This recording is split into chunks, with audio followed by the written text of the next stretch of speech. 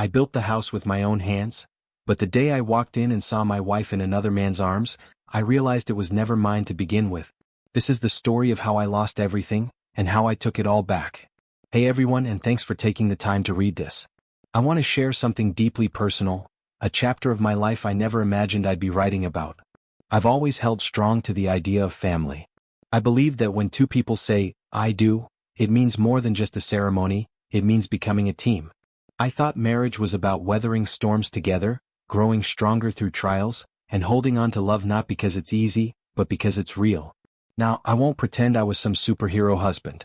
I didn't have a fancy job, no overflowing bank account, no flashy accolades or sports car parked in the driveway. But what I did have was a work ethic. I gave it everything I had, for my wife, Emily, for our little boy Mason, and for the home we were building together. A home that, now I realize, was never truly mine to begin with. From day one, everything was signed under Emily's parents' names. She told me it was just simpler that way. Less hassle with the banks, she'd said, we can always update the documents later.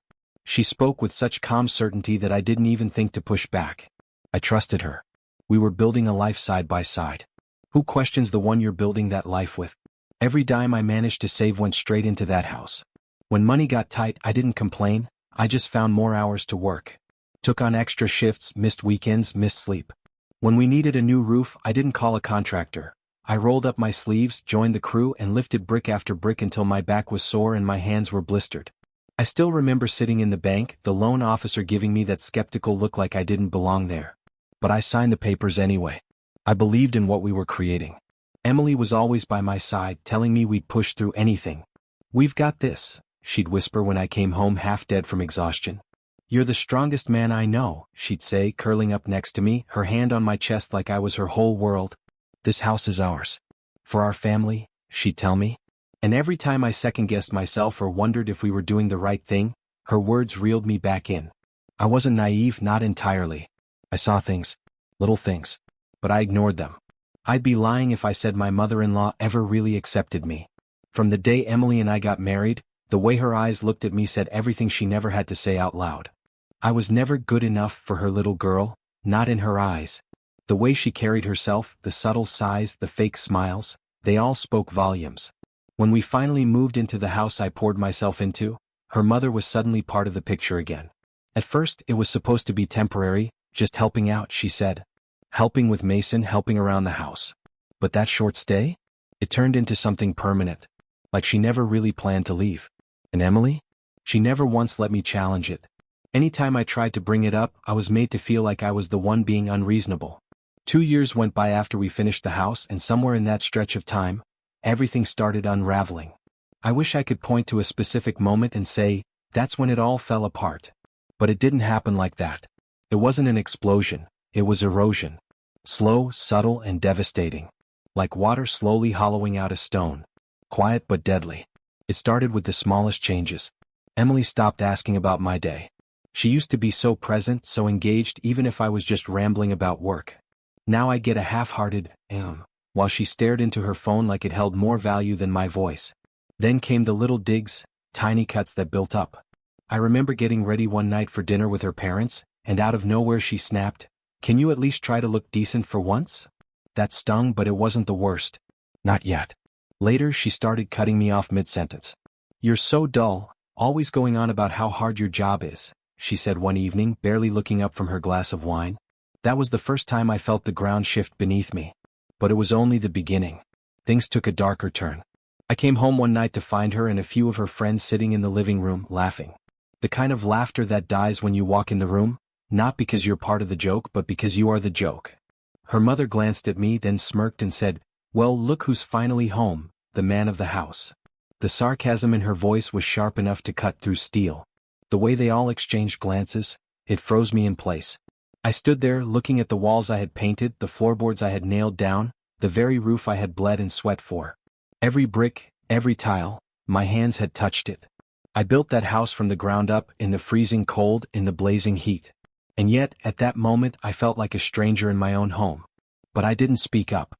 I swallowed the bitterness and convinced myself it was just a rough patch. We were just tired. Life had been busy. It had to get better. Only it didn't. She started pulling away more. She stopped sleeping next to me. At first she said she was just exhausted. Then the excuses started changing.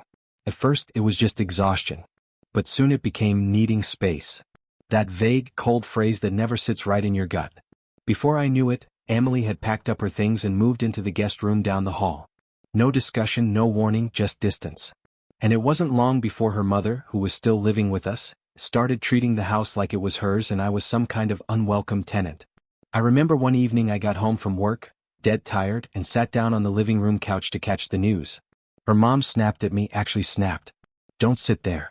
That sofa's for guests," she said, wagging her finger like I was a kid who didn't know the rules. It wasn't even her furniture. One day I overheard Emily talking on the phone, her voice low, but clear enough to cut through the hallway. "He works all the time," she mumbled, "but it's never enough. We're always just scraping by." She didn't know I was within earshot. But I heard every word. I heard the judgment, the tired tone like I was some kind of burden. Those little moments, they piled up. Sarcastic remarks. Cold shoulders. The way she barely looked at me anymore. I saw it in her eyes, or rather, in the emptiness where warmth used to be. I felt it when she flinched as I reached for her hand one night, like even my touch had become unwelcome. But when you've been with someone for years, you don't want to believe what's right in front of you. You make excuses. You tell yourself it's just stress or a bad phase or the weight of life. You convince yourself it's temporary, because the truth? That truth is unbearable. Until one night shattered everything.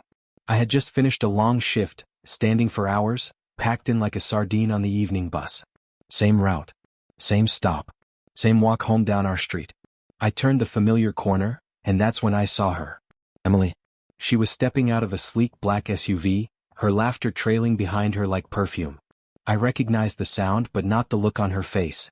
She was glowing. Smiling in a way I hadn't seen in months. And then I saw him. The guy behind the wheel looked to be in his mid-30s. Clean-shaven. Designer suit. The kind of guy who wore confidence like a uniform. He leaned over, whispered something in her ear, and just as she turned to shut the door, he gave her a light slap on the backside. Casual. Familiar. And she didn't flinch. She didn't look shocked. She didn't push him away. She just smirked. Like this was normal. Like it had been happening for a while. Everything inside me just stopped. I felt the world tilt. My chest tightened, my legs rooted to the pavement. All the air seemed to vanish in one cruel second. And then I moved. Without thinking, I marched up to the SUV, yanked the door open, and grabbed the man by the collar. "What do you think you're doing?" I asked, my hand still gripping his collar, my eyes locked on his like I was trying to find a trace of guilt or fear. But he didn't even flinch. He just stood there, calm as a breeze, like he'd been expecting this exact scene to play out. Like I was a minor inconvenience in his otherwise smooth evening. With this infuriating calm, he slowly raised his hands in a show of non-aggression, as if he was the reasonable one in all this. "Ah, you must be the husband," he said, wearing this smug little grin that made my blood boil. "Relax, I was just on my way out." His voice was smooth, too smooth. He slipped out of my grip with barely a shrug and climbed back into the SUV like I was nothing more than a bump in his road. He shut the door gently, mockingly, and drove off without even a glance back. And Emily? She didn't run after him. She didn't try to stop me. She didn't offer a single explanation. "Who was that?" I asked, my voice eerily calm. Too calm. Because inside it felt like something inside me was tearing apart. She gave a little shrug like she'd dropped her keys, not her dignity. "A coworker," she said. "He gave me a ride home. Don't make a big deal out of it." I stared at her, searching her face, desperate to see something, anything. A flicker of guilt. A trace of remorse. Even embarrassment. But there was nothing. Just a roll of her eyes, tired and annoyed, like I was the one being unreasonable. Like I was overreacting. That moment, that was just the beginning of the unraveling. My mother-in-law had always made it clear I wasn't up to her standards. But now she wasn't even trying to hide it. Her disdain was right there, dripping from every word, every glance. And it started spilling over into our son Mason. One evening at dinner we were all sitting around the table. Mason was laughing, telling a story from school, animated and carefree. Then out of nowhere he looked at me and asked, "Dad, how come you're always so boring?" I froze. My fork stopped midair. "What?" I asked, hoping I misheard. "I mean," he said with a shrug, "Grandpa tells jokes. And the guys at Mom's work are funny. But you're always just serious." He was only 10. He didn't know what he was really saying. He was just repeating what he'd heard. I could see it in his innocent face. He wasn't trying to hurt me. He was just speaking the truth he'd absorbed from the world around him. I looked across the table at my mother-in-law, and there it was, that smirk. That satisfied, smug little smirk. "Oh, let him speak his mind," she said, slamming her plate down harder than necessary. "You really do walk around like you've got a cinder block strapped to your back. Always tired, always working, always dragging that gloom around like a second skin." And I just sat there, like a ghost at my own dinner table. "Is that what a real man looks like?" she asked, loud enough for everyone to hear, like she wanted the words to sink in. I didn't respond. I just sat there, swallowing the humiliation like a bitter pill. And Emily, my wife, the woman who once promised to stand beside me through anything? She didn't say a word. Not in my defense. Not even a glance. But it was Mason's eyes that hit the hardest. The way he looked at me, it wasn't the way a boy looks at his father, with awe or admiration. No, what I saw in his face was disappointment. He didn't see strength anymore. He saw a man nobody in that house respected. That night, I sat in the living room, surrounded by the 3 people I'd once believed I was building a life for. Emily sat beside her mother on the couch, and Mason was already picking up on their cues, learning how to treat me the same way they did. With cold indifference. I looked at them, my voice low but steady. "I've always treated you all with respect," I said. "All I've ever asked for in return is just a little basic human decency." Emily rolled her eyes. My mother-in-law let out a laugh, sharp and mocking. "Oh, please," she said, her voice dripping with sarcasm. "And what exactly are we supposed to thank you for? For bringing home a paycheck? Big deal." Something cracked inside me in that moment. Thank me? For what? For this house I bled for? For all the years I broke my back, wore myself thin so they could live comfortably? For every sacrifice I made quietly without complaint, while they sat back and dismissed me like I didn't matter? I didn't say a word. I just stood up and left the room. Because I knew if I stayed even a second longer, I might say something I wouldn't be able to take back. But something had shifted inside me. Something permanent. That night, I finally accepted the truth. This wasn't a rough patch. This wasn't about marital tension or misunderstandings. This was a system they had built without me. They had pushed me out of my own life and I had let it happen for too long. I went to the closet and pulled out my old laptop, the one I hadn't touched in months. I opened it up and started digging through everything, bank statements, old documents, anything I could find. I needed clarity. I needed proof. I needed something to tell me I wasn't crazy for feeling what I was feeling. Because when betrayal creeps in, you stop trusting words. You start looking for evidence. I combed through every line of every record. I wrote down account numbers, traced transfers, and made notes of everything I had contributed. I started building my case piece by piece. Quietly. Carefully. Preparing for the moment just weeks away when this so-called family unit would be staring at a home filled with empty echoes, and realizing they never built it. Because the truth is, it never felt like home anymore. Every time I walked through the front door, the air felt heavy, thick with disdain. Like I was walking into enemy territory, not the home I worked so hard to build. My mother-in-law had started acting like the house was hers and hers alone. No discussions. No courtesy. One day I came home to find the furniture rearranged, the living room redecorated. Photos taken down. New ones put up. She moved things, replaced things, made changes like she was the queen of some domain I never belonged to. Not once did she ask if I was okay with it. I guess she didn't think I had a say. That evening, I found Mason sitting on the floor in the corner of the room, fiddling with his tablet, barely acknowledging I was there. "Hey bud," I said softly. "How was school?" "Fine," he replied, not looking up. I sat down next to him, studying his expression. There was a distance in his eyes that hadn't always been there. "You okay?" I asked. "You seem a little off." He paused for a second, then said it, just blurted it out like he'd been holding it in. "You're always complaining about work. And there's never enough money anyway." I froze. His words landed like a punch I never saw coming. "Who told you that?" I asked gently. He just shrugged. "I don't know. It's just hard for mom to do everything by herself. And you don't even exercise or anything. You're always tired. You're always busy." He couldn't have known the weight of those words. He was just repeating what he'd heard, absorbing the whispers, the jokes, the careless complaints thrown around when they thought I wasn't listening. Or maybe they didn't care if I was.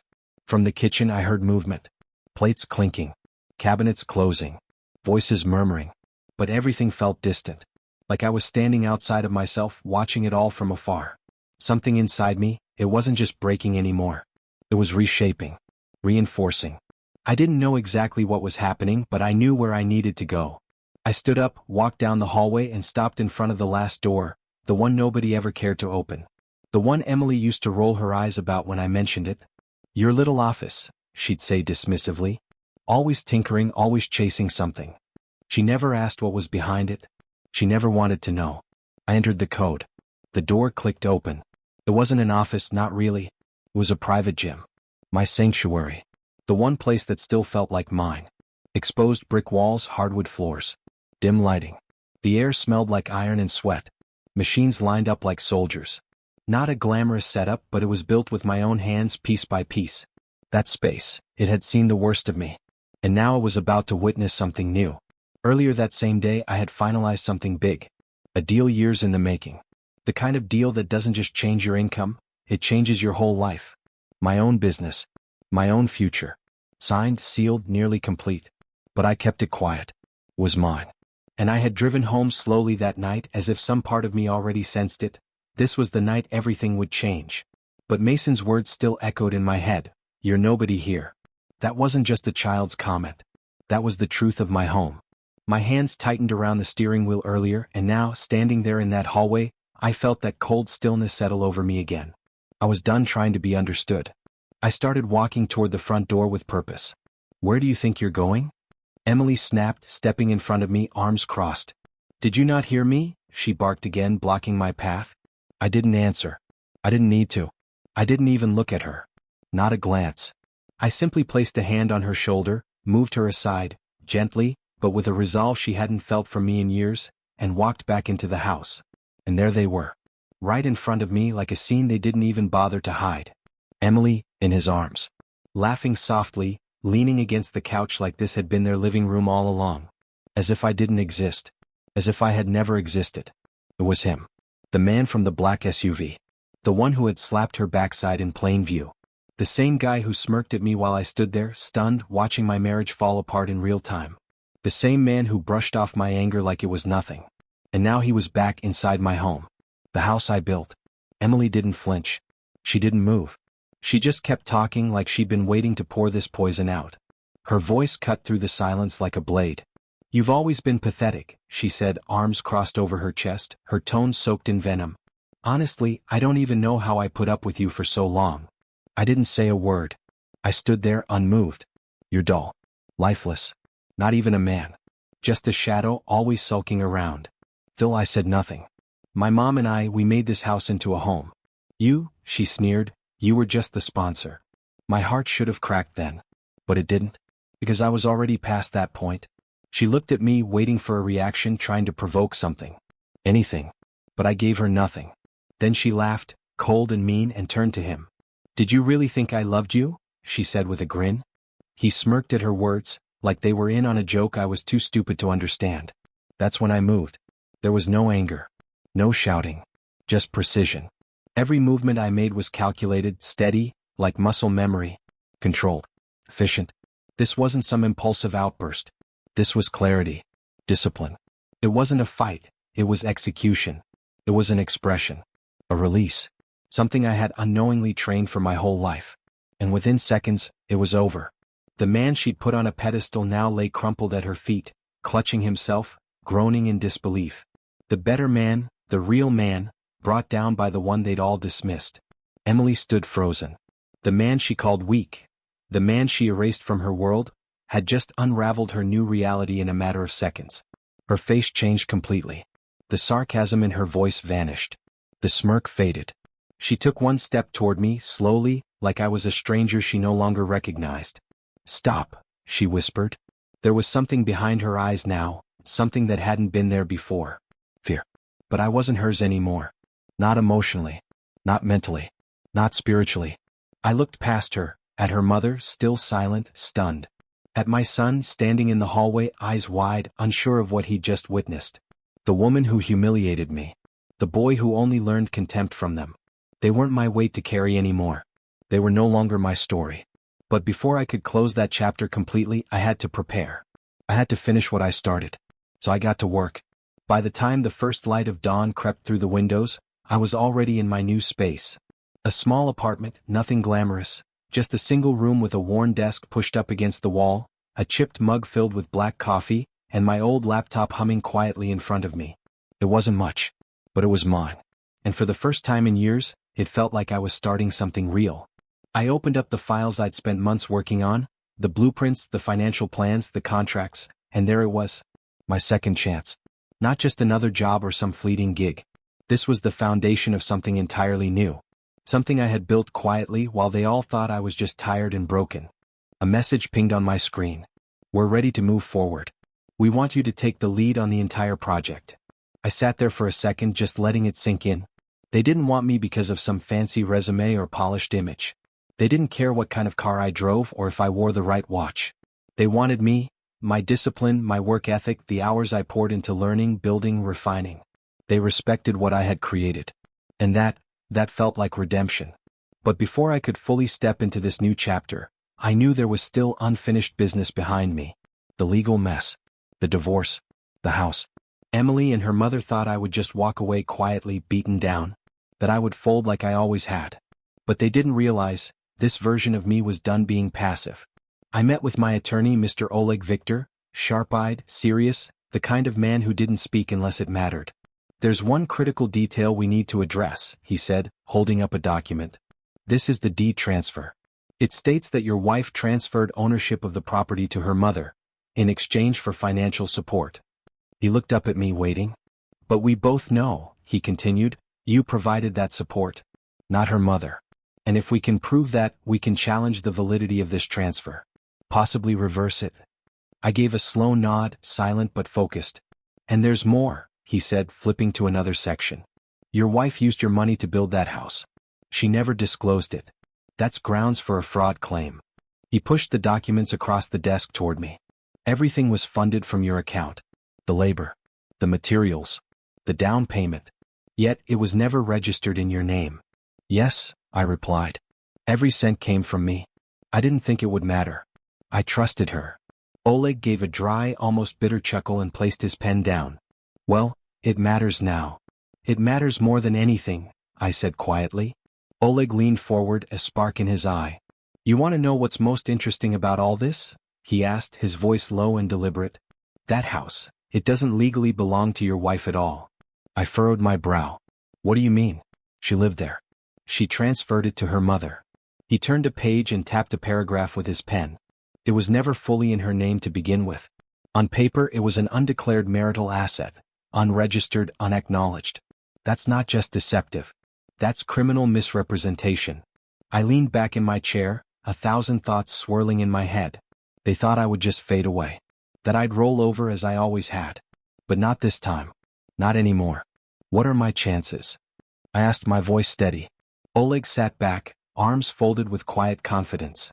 In cases like this, when there's documented evidence and a clear history of misuse, especially something as blatant as your wife moving another man into the property, I'd say you have about a 90% chance of full reversal. I nodded slowly, the weight of years lifting bit by bit. Back at the house, the mood had changed. Emily stood in the kitchen, her phone in hand, reading the legal notice that had just been delivered. Her eyes widened in disbelief. What? They can actually void the transfer? Just like that? She shouted, turning to her mother. That law, the one about joint marital ownership. It applies, doesn't it? Her voice was rising. Her mother stared back, stunned. You said he'd just let it go. I thought he would, Emily whispered, her voice cracking. He always did. With shaking hands, she punched my number into her phone. Once, twice, nothing. On the third try, I picked up. What the heck is this? She snapped, her voice sharp with panic. I did what I should have done a long time ago, I replied simply, then hung up. Her mother gasped, caught off guard by the shift in power. But Emily wasn't even listening anymore. She stood frozen, replaying everything in her head, the choices, the lies, the mask she wore for so long. If I had just kept pretending, she whispered to herself, pacing back and forth. If I just played the role of the perfect wife for a little longer, he never would have suspected anything. We could have stayed in the house, lived off him a bit more. And when the time was right, I still would have left. She turned suddenly, her voice rising again. But now, thanks to all your pressure, we're about to lose everything. She grabbed her phone again, one more desperate attempt. Still no answer. Meanwhile, her attorney issued a statement on her behalf. "We believe this lawsuit lacks merit," he said. "My client, Mrs. Orlova, is the sole legal owner of the property, gifted to her by her parents." But Oleg had already prepared our response. And I had already prepared myself. Because this time I wasn't stepping back. This time I was reclaiming everything that had been taken from me.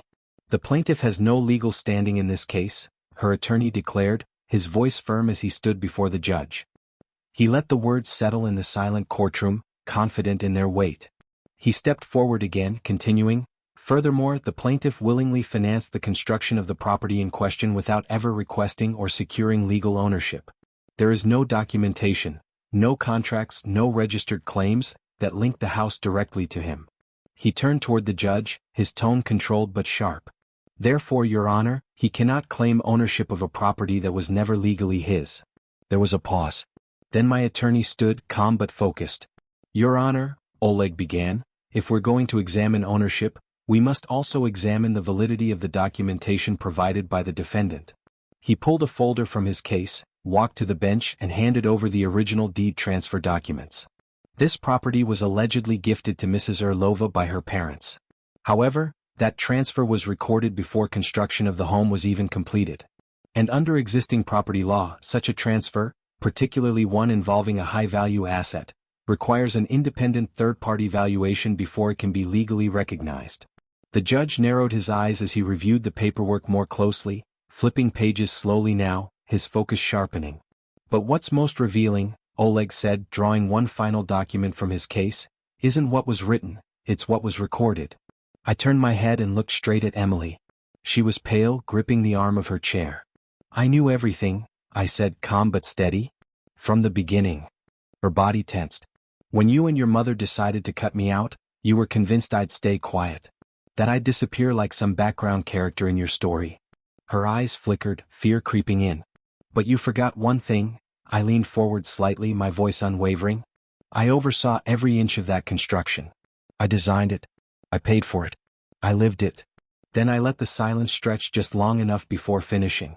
"And I installed the security system." Her jaw dropped slightly.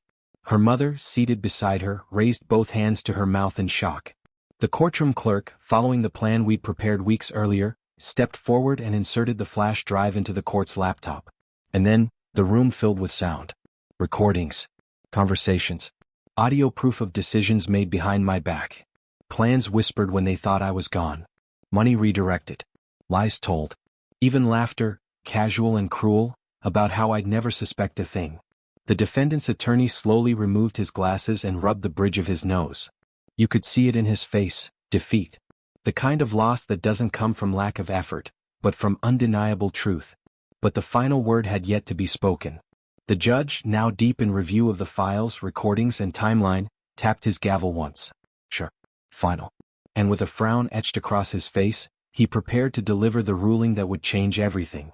"The court has been presented with a substantial and compelling body of evidence," the judge said, his tone steady, authoritative. His gaze shifted to Emily, direct and unflinching. "Does the defendant have anything she wishes to say in her defense?" Emily's head snapped up, startled, her face drained of color. But before she could speak, a quiet voice rose from the back of the courtroom. "Excuse me." Every head turned toward the rear bench. It was Mason. He stood slowly, his small fists clenched tightly at his sides. His eyes darted between his mother, his grandmother, and finally landed on his father. Conflicting emotions swirled in his expression. Loyalty, pain, confusion, and something else, conviction. He took a shaky breath. I want to stay with Dad." A heavy silence settled over the room. No one moved. No one spoke. Emily's face went ghost white. Her mother's hands flew up to her mouth, shaking, disbelief etched across her features. The judge cleared his throat and continued reading the ruling, now with finality in his voice. "Given the recordings, documentation, and verified evidence of misrepresentation and fraudulent intent, this court grants full legal ownership of the property to the plaintiff." He looked down over the bench. "No financial compensation shall be awarded to the defendant." Another wave of silence. Emily collapsed back into her chair like her bones had given out. Her mother slumped beside her, tears welling, unable to process what had just unfolded. Meanwhile, Mason walked over to his father slowly, eyes still wide, but with the hint of a smile trying to break through. I stood up without saying a word. There was no need to gloat. No need to celebrate. I calmly gathered my papers, slid them into the folder and walked out of the courtroom, not as the man they had once dismissed, but as someone entirely new. The boy followed me quietly watching. Still unsure. Still wondering what came next. Later, in the gym, our gym, I handed him a pair of gloves. His small hands trembled as he put them on. He looked up at me hesitating. Dad, how did you stay calm? How did you not lose it when they treated you like that? I stepped forward, placed a hand gently on his shoulder and said, because strength isn't about how loud you yell or how hard you hit. I raised my fist slowly. True strength is control, I told him. If you let anger take over, it already owns you. You don't fight for revenge. You fight for justice. For what's right. He nodded slowly. But I could see the uncertainty still lingering in his eyes. That's okay, I said. It takes time. Now show me what you've got. I pointed to the heavy bag. He turned, faced it, and threw his first punch. The boy gave a small, respectful nod as they entered the building. Good afternoon, sir. Great to see you, boss, one of the staff greeted as they passed. His father returned the smile with quiet confidence. No swagger. No need to announce himself. Just presence. Purpose. The kind of respect that's earned, not demanded. The boy walked slightly behind, watching every movement with a sense of admiration that hadn't been there before. Not too long ago he thought his dad was just tired, boring, weak. But now he knew better. Are you an important person to them? He asked as they walked. His father glanced down, smiling just enough to soften his reply. I'm someone they respect. The boy nodded slowly, letting the words settle in. That was it. That's who he wanted to be. Not feared. Not flashy. Respected. Time moved forward. The courtroom battles became memories. Months passed. The air felt different now, lighter, clearer. Back in that house, the one Emily and her mother once ruled, there were no more whispered schemes, no more tension laced through every room. Because it was no longer their house. They had been ordered by the court to vacate. Their claim was void. Their hold was broken. Now they lived in a cramped rental unit across town. The pride they once flaunted? Gone. The independence they claimed? Exposed as illusion. And for the first time her mother saw the full cost of their choices. Everything had depended on the man they tried to erase. But it wasn't Emily or her mother who paid the heaviest price. It was the man she gave it all up for. Without the comfort, without the money, without the illusion of security, they crumbled. Her lover, once so smug and confident, disappeared the moment the hardship arrived. And when the final blow came, a legal notice, a frozen account, an investigation launched, Emily's face went pale. She didn't know exactly who had made the call. But deep down, she knew. It was him. Her ex-husband. The one she once called useless. She sank to the floor, head in her hands. Because this time there was no turning back. She had lost it all, for good. Back in the city, the man stood quietly at the tall windows of his office, cradling a mug of coffee, watching the skyline stretch far beyond what he once imagined for himself. The future was wide open now. Full of new ventures, new partnerships, new people who saw his worth without being told. Behind him, at a nearby desk, his son sat surrounded by books and notes, deep in his studies, focused, driven, determined. Training today? The father asked without turning. The boy looked up, nodded, and smiled. Wouldn't miss it for anything. And in that quiet room, under soft morning light, a legacy was being built, not from anger, not from revenge, but from the kind of strength that stands tall without ever needing to shout.